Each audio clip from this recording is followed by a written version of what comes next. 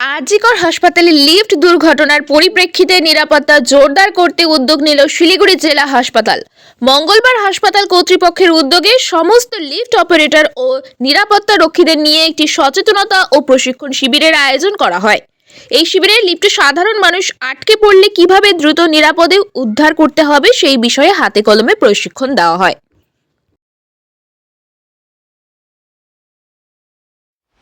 নাবালিকার অস্বাভাবিক মৃত্যুর ঘটনায় কোনো রাজনৈতিক রং না লাগিয়ে দোষীদের অবিলম্বে গ্রেপ্তার ও কঠোর শাস্তির দাবিতে সরব হলেন মেয়র গৌতম দেব।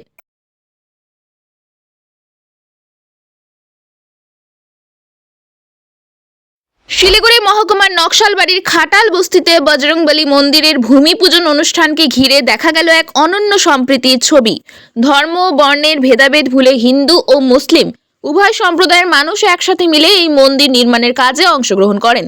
এই অনুষ্ঠান যেন প্রমাণ করে দিল বিভেদের মাঝে দেখো মিলন মহান।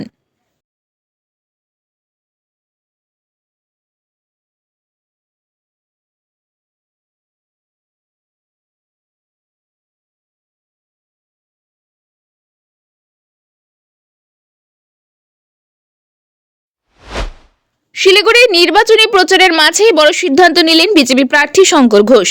আচমকাই অনির্দিষ্টকালের জন্য সমস্ত রকম ভোট প্রচার ও জনসংযোগ কর্মসূচি বন্ধ করার ঘোষণা করলেন তিনি। শুধু তাই নয়, ন্যায় বিচারের দাবিতে সরাসরি ধর্নায় বসে পরে প্রতিবাদের পথও বেছে নিলেন এই প্রার্থী।